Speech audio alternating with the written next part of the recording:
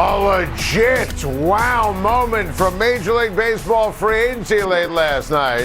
Xander Bogaerts headed to the San Diego Padres on an 11-year deal for $280 million. Holy cow. This is a tremendous job by the San Diego Padres signing the great Xander Bogaerts. To make no mistake, Xander Bogaerts worth every single penny. These contracts on the screen, they're all crazy. Just like the Judge contract was crazy and the Trey Turner contract was crazy, these contracts this offseason, those contracts for shortstops, they're batty, right? The back end is going to be problematic. It doesn't matter. It's just the owner's money. Xander Bogaerts is a tremendous ball player. And the Padres, they have an unbelievable team. The goal for the Padres is to go to the World Series and win it. Xander Bogaerts is a megastar. Xander Bogaerts won a couple of World Series in Boston. He's so well respected in the Boston community, in the clubhouse. Great guy, great team leader. And look, he gets to show these guys in San Diego how it's done. So you bring in Juan Soto, you bring in, obviously, someone like Bogaerts. These guys have championships. Manny Machado, obviously, is a big-time, tough, clutch player. And for the Padres, this is all sorts of awesome. They've got a legit 1 through 5 rotation. The Padres have a tremendous roster. This allows Fernando Tatis Jr. to ease back into things coming off of the motorcycle, the surgery, performance-enhancing drugs. And remember, he's still going to be suspended at the beginning of the season. And I love when the Padres, we talked about this week, they decided, I'm going to get in it for Trey Turner, get in it, offered them more money for Aaron Judge than the Yankees did. Even at the end of the day, knowing those are going to be long shots, some Padres fans thinking, we're going to be embarrassed. Nobody wants our money. No, it means A.J. Preller, the great general manager, they're all in it to win it in San Diego. The Padres, their goal this year is to win a World Series. It's anything but with the Boston Red Sox. Think about that. If you're a member of Red Sox Nation, and you know I'm a diehard Yankee fan, I always say Red Sox Nation's smartest, best fan base in all of baseball, one of the best in all of sports. This is a punch in the gut and the stomach at the same time. This is a disastrous trend. Xander Bogaerts, phenomenal player, beloved in Boston, and it just makes 2018 feel like it never even happened. If I told you 4 years ago, that's all it was, that Mookie Betts, one of the best players in baseball, beloved in Boston, was going to be off the team. And then you're going to see at the end of the day, Andrew Benintendi go and Bogaerts go. I mean, you would have been crushed and crestfallen. The Chris Sale contract changed everything. The minute they gave Chris Sale that extension, it was the slippery slope of having no idea, none. And then, bringing in Trevor Story. I mean, the whole thing was bizarre and just backwards. And, I mean, it's not crazy when you consider, everything that has happened with the Boston Red Sox to say they operate like a small market team. I mean, losing in the ALCS feels like a lifetime ago. They finished dead last year. And here's the thing when it comes to Boston, right?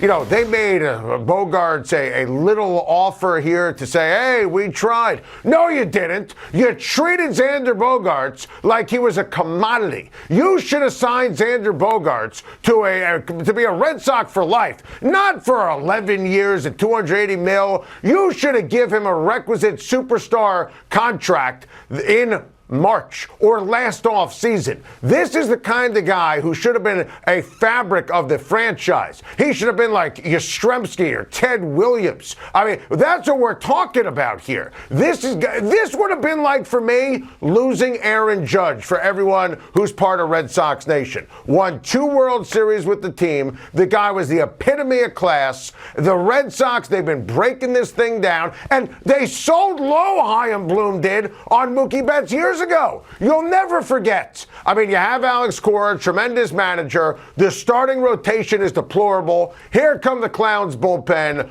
Another dark day for Red Sox Nation.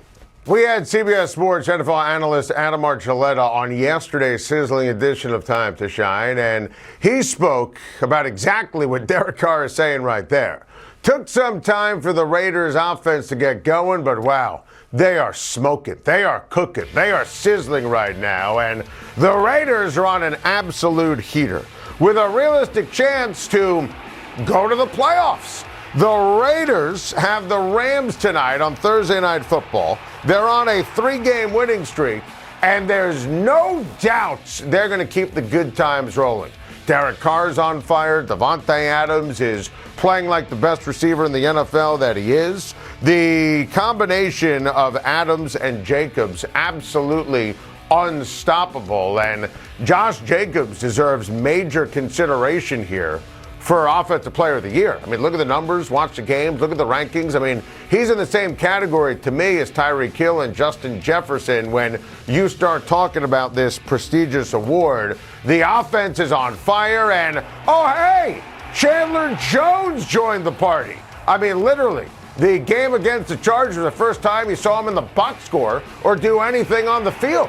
And if Max Crosby can get Chandler Jones to do this tonight and the rest of the season, I'm telling you, the Raiders have a real chance here. And, you know, Baker Mayfield is going to play tonight in some way, shape, or form, which is kind of wild considering, you know, on Monday morning he was still a member of the Carolina Panthers. But listen, Chandler Jones going up against that offensive line, and the artist formerly known as the LA Rams, they are absolutely going to keep the good times rolling. I think that they're going to be able to win their 4th straight. You look at the landscape of the AFC playoff picture, it's all there for the Raiders. Now understand, obviously, there's an element of could've, would've, should've if they held on to the 3-score lead against the Cardinals or the Chiefs or the Jaguars, or it could be Jeff Saturday in his coaching debut, showed up in the first half against Tennessee.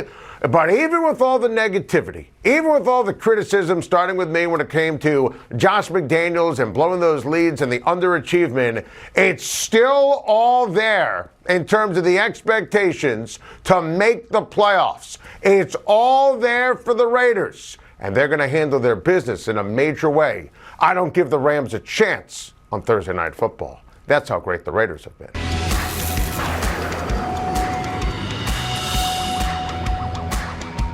Titans head coach Mike Vrabel says A.J. Brown will not be on the trading block as long as he's the head coach. Love or loathe this statement from Vrabel. I love it. The goal for Tennessee this upcoming year is to win the Super Bowl.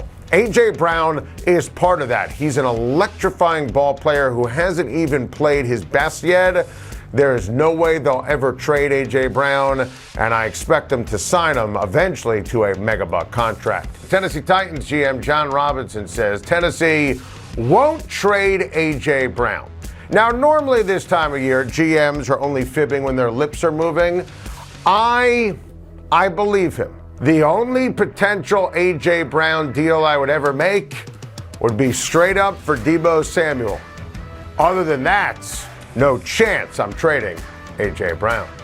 That is an epic Throwback Thursday. I mean, that's great stuff because that was the message. The Titans weren't going to trade A.J. Brown. My goodness, that didn't happen, and now GM John Robinson is out in a related story. That was the icing on the cake and why he got fired on Tuesday, as we talked about on Time to Shine earlier in the week. So now we have this whiteboard. We're going to use it. I want you to stay with me here. John Robinson getting fired before Colts general manager Chris Ballard is batty. Absolutely, positively batty. Makes no sense. It's wild. What has Chris Ballard ever won? I mean, like literally, he's never won the division. Same division, by the way, that John Robinson is in. And John Robinson just got fired. Sometimes stats lie, sometimes they don't. I want you to look at this head to head. One team just fired the general manager, Tennessee. The other, Chris Ballard, you know, he keeps talking to the people he likes in the press. Oh, Andrew Luck retired. I couldn't do anything. Chris Ballard is an ultimate fraud. Now understand, and I want to stress this here. I'm cool with John Robinson getting fired. That throwback hits at home. A.J. Brown should have never traded him. Should have never drafted Caleb Farley. Should have never drafted Isaiah Wilson. Should have never picked Ryan Tannehill over Tom Brady in free agency in 2020. But the fact that that was the order, I mean, how is Chris Ballard still employed? He just fired Frank Reich. Batty. News from the NFL, where the Atlanta Falcons are making a quarterback change, turning to rookie Desmond Ridder going forward. So, the Falcons starting Ridder is obvious. This, of course, was going to happen. I mean, Marcus Mariota, nice guy. Started out playing okay. Marcus Mariota's problem is he's Marcus Mariota. And he's been dreadful over the last few weeks, and Atlanta wasted an opportunity to take advantage of the worst division in the history of the National Football League. I'm a big Desmond Ridder fan. You know I'm on record saying I would have drafted him in the first round, and I love Arthur Smith coaching him up. So after the bye week, look, you can beat New Orleans, you can beat Baltimore, you can beat Arizona. You also need to see him before you decide whether or not you spend the top pick on a quarterback. So this is smart. It's the right move. It's the only move. And I think Desmond Ridder is an upgrade. To the NBA, the Boston Celtics are, like the green marker for Boston, elites. As in number one on the official Time to Shine NBA Power Rankings. And it's not even close. And if you wanted to argue Phoenix, well, they settled that on the floor last night. Jason Tatum, we talked about this yesterday previewing the game. He was number one on my big board for the MVP in the NBA, albeit early. Listen, Celtics, Joe Mazzulla, this team's got it going on. Brogdon deal was excellent. I am obsessed with the Boston Celtics and how great and special this squad is. To baseball, big pickup by the St. Louis Cardinals, agreeing to a 5-year deal with catcher Wilson Contreras. So the Cardinals signing Contreras is sneaky awesome. Just like my handwriting.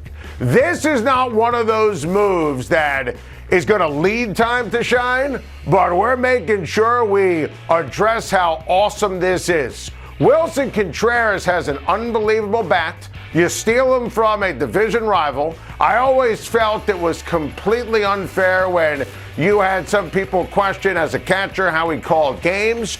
Everybody loves him. This replaces Molina. The Cardinals, it's important to win a division. The Brewers seemingly have decided they're not interested in Major League Baseball anymore.